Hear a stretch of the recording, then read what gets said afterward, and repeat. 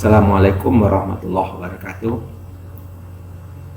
Selamat bertemu kembali saudara dalam mata kuliah Statistik Inferensial. Topik kita hari ini persyaratan analisis data. Data yang akan dianalisis dengan menggunakan suatu teknik tertentu kadang-kadang menuntut persyaratan khusus yang harus dimiliki oleh data tersebut sebelum kita menguji dengan teknik tersebut. Ada teknik analisis data yang menuntut datanya harus terlebih dahulu memenuhi syarat normalitas dan homogenitas. Misalnya, kalau kita ingin menggunakan uji perbedaan, baik menggunakan t-test maupun ANAVA, maka dituntut bahwa data memenuhi persyaratan normalitas dan homogenitas. Di samping itu, ada juga teknik analisis yang menuntut bahwa data perlu diuji persyaratan normalitas dan linearitas. Seperti ketika kita mengolah data dengan korelasi produk momen atau regresi, data harus memenuhi persyaratan normalitas dan linearitas. Maka sebelum data kita olah, baik itu untuk korelasi, regresi, t-test, ANAVA, maka kita harus menguji terlebih dulu apakah data memenuhi syarat.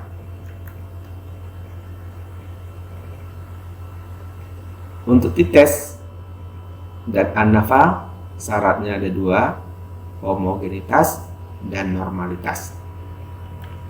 Kita mulai dulu menguji homogenitas, yaitu kita menguji homogenitas varian dari populasi.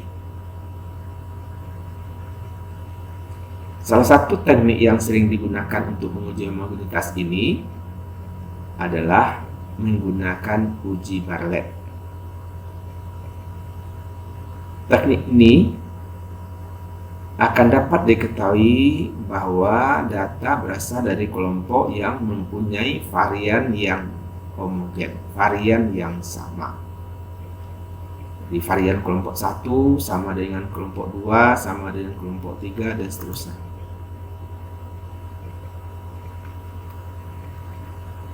Untuk melakukan uji Bartlett, ada beberapa langkah yang harus diikuti.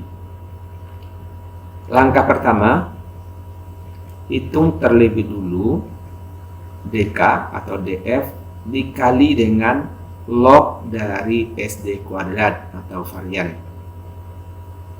Sehingga untuk langkah pertama ini kita membuat tabel persiapan seperti ini. Nah, kelompok data kita nomor 1, 2, dan seterusnya. Kemudian hitung DK. DK adalah atau derajat kebebasan ini N kurang 1.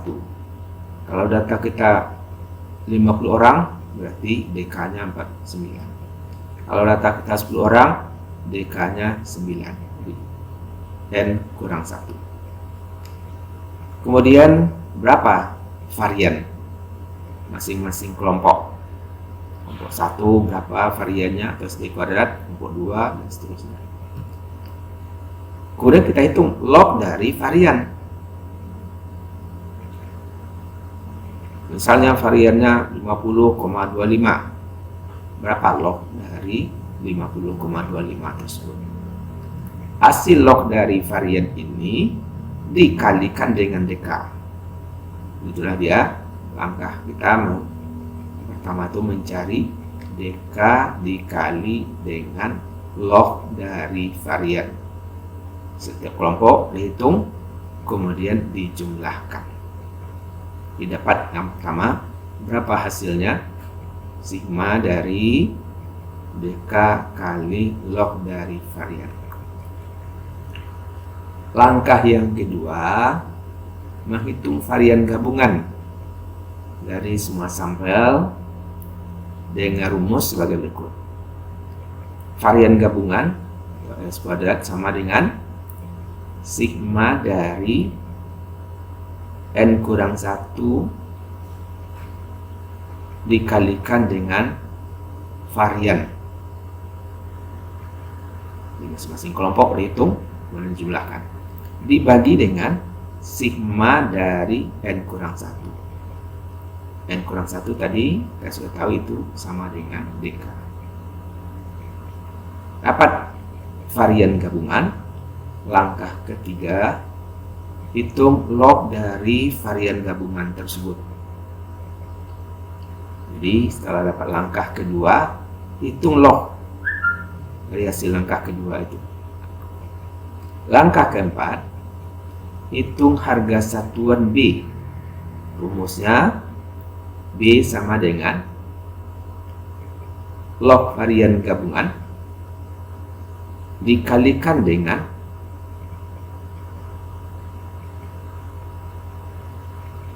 sigma dari N kurang 1. Jadi sigma dari DK.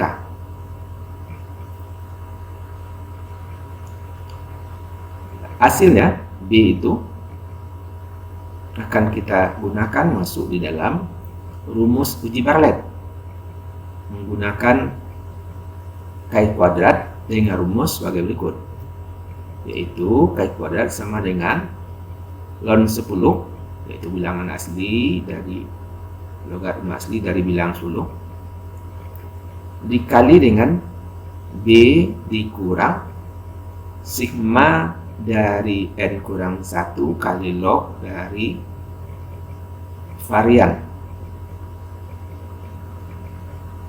Itu yang kita hitung pada langkah pertama.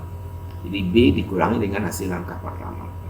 Hasil selisih B dengan hasil langkah pertama itulah yang dikalikan dengan 2,3026 sebagai logaritma asli dari bilangan 10 tersebut. Jadi dapat Chi kuadratnya. Nah, hasilnya dibandingkan dengan Chi kuadrat tabel. Jika hasil perhitungan Chi kuadrat itu lebih kecil dari Chi kuadrat tabel, jadi dia lebih kecil dari tabel, baru kita katakan bahwa data berasal dari kelompok yang homogen. Jadi harus lebih kecil dari nilai di tabel. Tapi kalau Chi kuadrat yang kita hitung lebih besar dari Chi kuadrat tabel, maka kelompok tersebut tidak homogen. Ya, kita contohkan ada 4 kelompok siswa yang masing-masing kelompok diajar dengan metode mengajar yang berbeda-beda. Kita akan menggunakan analisisnya ANAVA. Bisa ANAVA 2 jalan atau ANAVA 1 jalan, tergantung kepada keempat kelompok itu apakah hanya satu variabel bebasnya atau ada 2. Ada 2 berarti ANAVA 2 jalan. Kita lihat bentuk data. Nah, data seperti ini berarti kita akan mengolah dengan ANAVA 2 jalan. Tapi persyaratan pertamanya bahwa masing-masing kelompok harus homogen. Maka kita harus menghitung varian SD kuadrat. Bila kita butuh data tentang berapa N-nya setiap kelompok. Nah, ternyata kelompok 1 16 orang, SD kuadratnya 13,39. Kelompok 2 juga 16, SD kuadrat atau variannya 16,89. Kelompok 3 juga 16, sedangkan varian atau SD kuadratnya 21,72. Kelompok keempat juga 16 dan variannya sama dengan 22,66.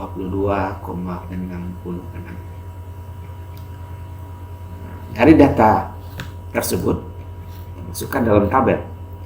Seperti tadi ada 6 kelompok masing-masing dengan 16 orang, berarti DK-nya 16 kurang 1 masing-masing 15. Variannya sudah kita hitung. Kelompok 1 13,39, kelompok 2 16,89, kelompok 3 21,72, kelompok yang keempat 22,66. Log dari varian, log dari 13,39 1,1268. 1,1268 ini kali 15 16,902. Ini dapat log dari varian kelompok 1. Kelompok 2 variannya Z kuadrat 16,89 kali lognya 1,2276. Kalikan ini 1,2276 kali 15 atau DK kali 15 kali 1,2276 18,414.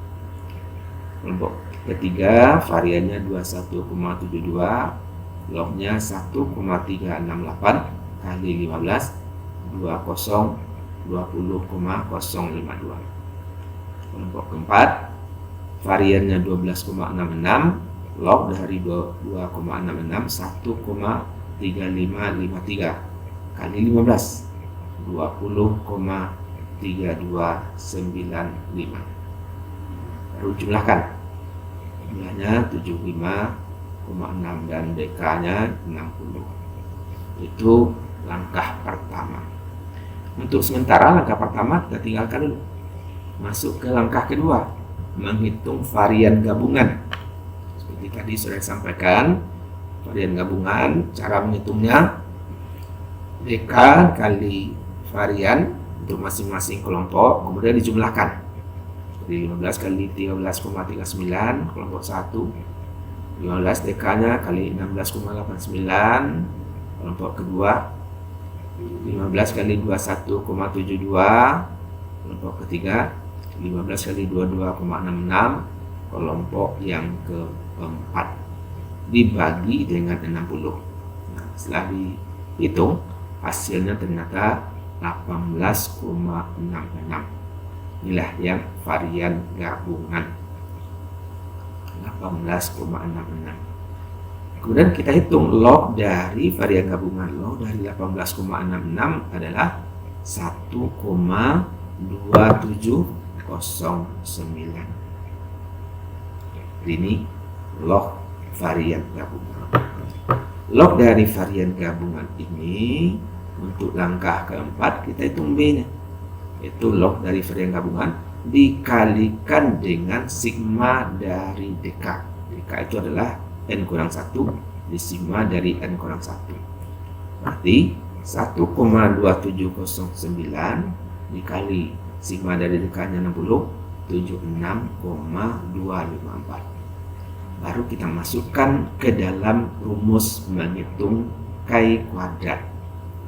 Chi kuadratnya adalah ln 10 dikali 76,254 kurang 75,6975. Dan 10-nya itu adalah 2,326 dikali selisih ini 76,254 dikurang 75,6975 adalah 0,5565.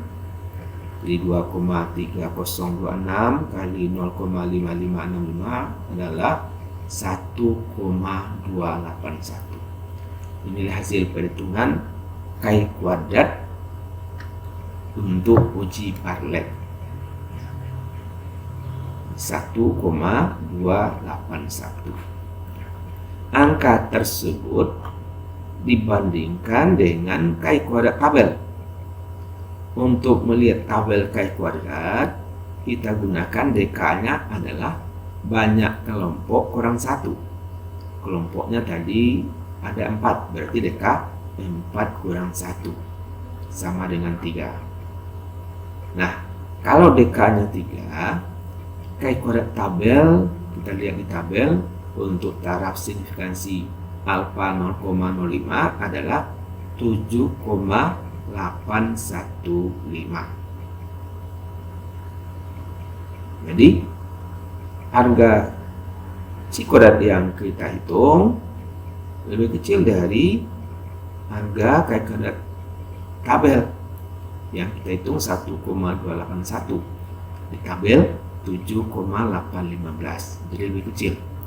Nah, karena dia lebih kecil dari kai kodrat tabel, kesimpulannya adalah bahwa data berasal dari kelompok yang homogen. Itu cara untuk menghitung atau menguji apakah data kita berbentuk data yang homogen. Di antara kelompok itu masih sebanding, variannya itu masih mendekati sama, masih dalam keadaan yang sebanding sehingga dianggap homogen. Maka digunakan dengan rumus kai kuadrat, menggunakan kai kuadrat untuk uji Bartlett. Semoga Anda paham. Jadi setiap akan mengolah data untuk mencari perbedaan menggunakan t-test, menggunakan ANAPA, terlebih dahulu kita uji apakah setiap kelompok itu homogen. Salah satu yang kita gunakan adalah uji Bartlett menggunakan kai kuadrat. Semoga Anda bisa pahami dan ikuti latihan. Coba kerjakan latihannya dengan membaca buku, memahami terlebih dulu, berdiskusi, sehingga Anda dapat mengerjakan tugas. Anda dapat menggunakannya untuk menganalisis berbagai macam data nantinya. Semoga berhasil dan bermanfaat. Demikian saja. Wabillahi taufiq wal hidayah. Wassalamualaikum warahmatullahi wabarakatuh.